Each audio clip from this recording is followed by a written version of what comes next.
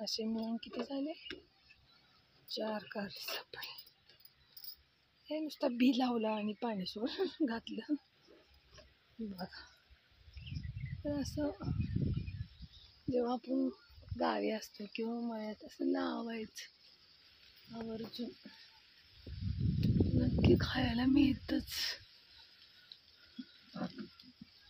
तर पेरू पण एक घेते आल्यासारखं. किडके असले तरी वरून वरून खाऊन घ्यायचे.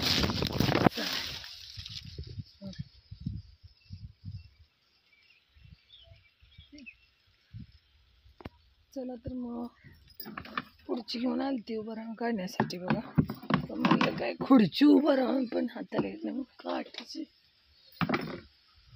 झाली. एवढी 1/2 किलो तरी झाली असतील कारली. तर भरपूर खाऊन शेजाऱ्यांना वगैरे देऊन टाकायची.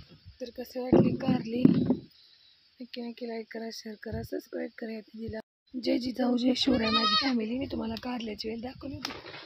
कारली लागली तसं.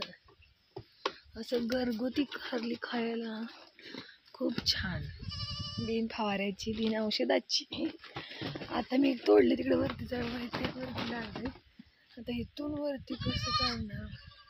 दगड सगळे. हे सासूबाईने काय केलं तर पिल्ल्यांसाठी जाळी मारली होती. शेळ्यांसाठी मारलेली अगोदर, नंतर त्याच्यावरून पिल्ल्यासाठी मारली.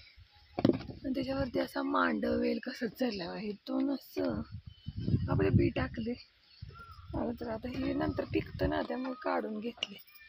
आता बघा ते आता काठीनंच पाडावं लागणार, कारण शितून हाताला येणं कठीण आहे. आणि शिडी पण इथे सप्पाई जागा नसल्यामुळं राहत नसते.